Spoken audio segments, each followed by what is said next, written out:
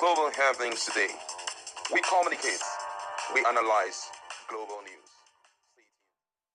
So many places, curfew has been pronounced by most governors, but right now, Kenneth Okonkwo seems not to be done with Peter Obi's, bent on revealing everything that was done, both in open and in the secret. I wonder why this is going. I'm going to get full details on that. And the former president of Nigeria, Chief Olusegun Obasanjo, is literally telling Nigerians, man, we've got a long way to go. In fact, he opened up a lot of things and also mentioned that Dangote is going to have serious problem because there's more issues behind the fuel subsidy that meets the eyes. Being in the government before, he understands the dynamics that we play, and he literally told Nigerians what to expect. Tinubu's government is actually sitting on the gunpowder. You're going to find out all of that in a moment. But before we do that, kindly subscribe to our channel by clicking on the red subscribe button beside it to say bell notification icon. Please go ahead, click on it to get notified as soon as we update our channel on YouTube. Let's start with what Kenneth Okonkwo is saying. Then, of course, we'll wrap it up with what Chief Baba is saying in Olusegun Obasanjo. When I resigned, according to Kenneth Okonkwo, let me quote him word for word. Now look at one Obazi that I used to respect. Look at what he wrote. He said that I am going to greener pasture and that he wishes me well. He also stated that I got my popularity in a movie and got political relevance from Peter Obi. He now said that that's Bangladesh. Let him go and practice his mischievous diplomacy to men of greater gullibility. Now let me tell you about that statement. He said I got political relevance from Peter Obi. That's an insult and an assault to the power of celebrity. Movie stars, celebrities give relevance to politicians and not the other way around. When I resigned from the All Progressive Congress (APC), the whole world carried it. When I started talking about Peter Obi, I have never met him, and this is not to diminish the mutual symbiotic value that we added to each other. That actually elevated each other. But for you to say he gave me political relevance, that's an insult, Kenneth Okonkwo said, and of course that has been, bringing reactions. Most Nigerians believe that that's going too high-handed of Kenneth Okonkwo. But then again, is he saying the truth? Let's find out, quickly what Baba Chief Olusegun Obasanjo. He has actually condemned the manner in which President Bola Tinubu's administration removed fuel subsidy, warning of the increased hardship that it will cause for ordinary Nigerians. He gave the warning in an interview a few hours ago. Obasanjo said that the government should have prioritized mitigating the hardship caused by the subsidy removal rather than hastily implementing the policy.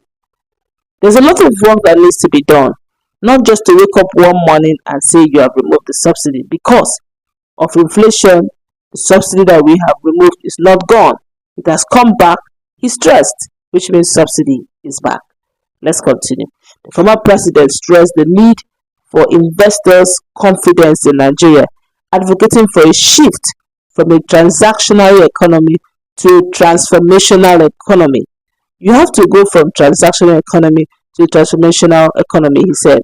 Obasanjo also expressed deep concern over the growing restiveness among the Nigerian youth, triggered by widespread unemployment.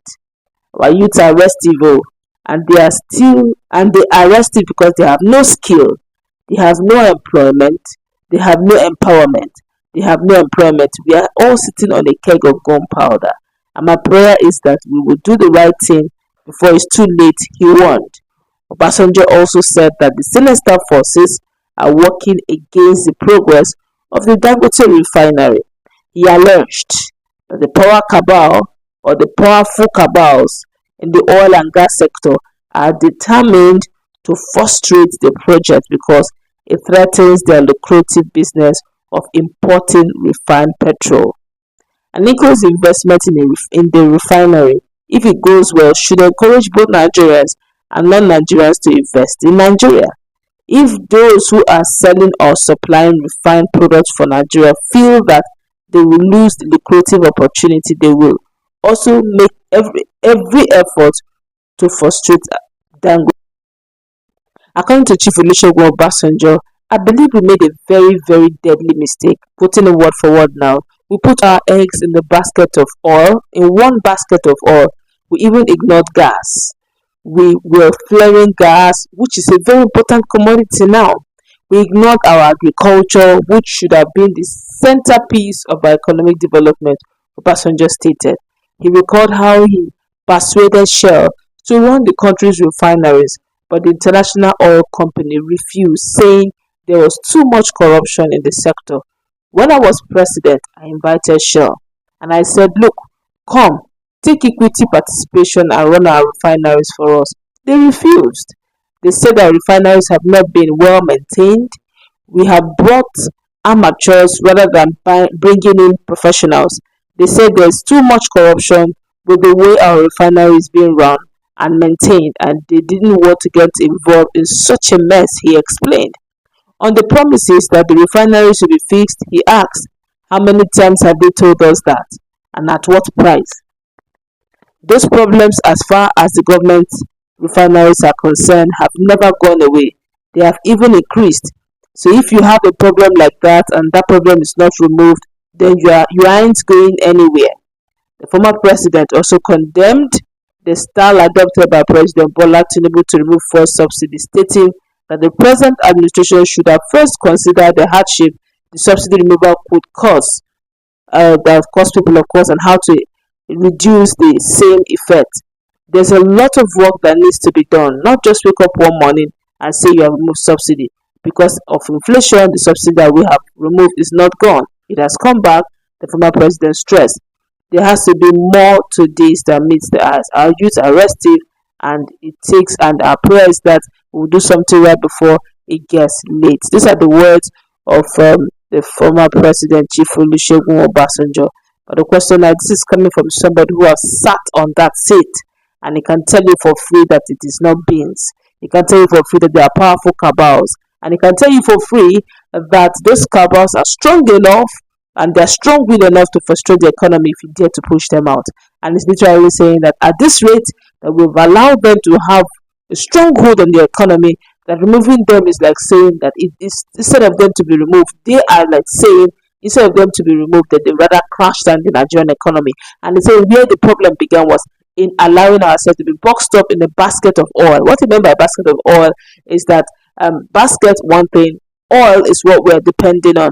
We have gas, but instead of boxing it up to become a commodity, we're flaring it out, not knowing that it's a commodity that will fetch us very huge amount of money if we were to have done it perfectly or nicely. We didn't know the value of what we have. We have gold, we have lead, we have oil, we have gas, we have human resources, we have natural resources, we have limestone, we have, you name it. Nigeria is grossly and seriously blessed. But the truth be told, we are not even managing it well because of the level of corruption in the system that's not allowing us to enjoy on a normal fine day. Nigeria is not even supposed to borrow, but because of some Nigerians are richer than the nation. That's because they have decided to milk Nigeria dry, and it's literally telling us that look, except with dismantle corruption in itself, corruption is either Nigerians and Nigeria ends corruption, or corruption itself will end Nigeria. And the question is, who is corruption or what is corruption? Corruption, it takes the form of humans who have decided to take the position of authority or position of power or be at the corner and epicenter of our economy and have refused to let go. And it's literally telling Nigerians, get ready, bracing up is beyond what you think. And Tinubu, that he understands the plight of Tinubu because he has been there, but the mistake the present president made was not to check the books before making pronouncement, because one way or the other the subsidy is back and Nigerians as a whole will suffer the gross misconduct. That's we're going to wrap it up. For that of Kenneth Okonkwo, let's hope that he will make peace with himself, because it looks as if that he's really having internal turmoil, if you ask me. Make peace with himself and let go. Peter Obi has gone ahead. He has moved on with his life, if you ask me. It's no more. If you watch the last interview he had, they called President Bola Tinubu Mr. President. And he said Nigerians voted for him, which means Peter Obi has accepted his fate and he has moved on. And I think Kenneth Okonkwo should also move on. The person who is the principal carrier of this whole thing has moved on. Kenneth, please move on, and so that we can move the next line of action. To do the 7 is going to be around about the corner very soon. Let's keep our house in order. If you intend to run. If you intend to get someone who will get wrestle power with, then by all means get it ready. But for now, let go of the past. Learn from the mistake. Learn from the past and move on and try not to make the same mistake. Let's go wrap it up. Let's meet in that comment section. Also, have a nice day. Global happenings today. We communicate. We analyze.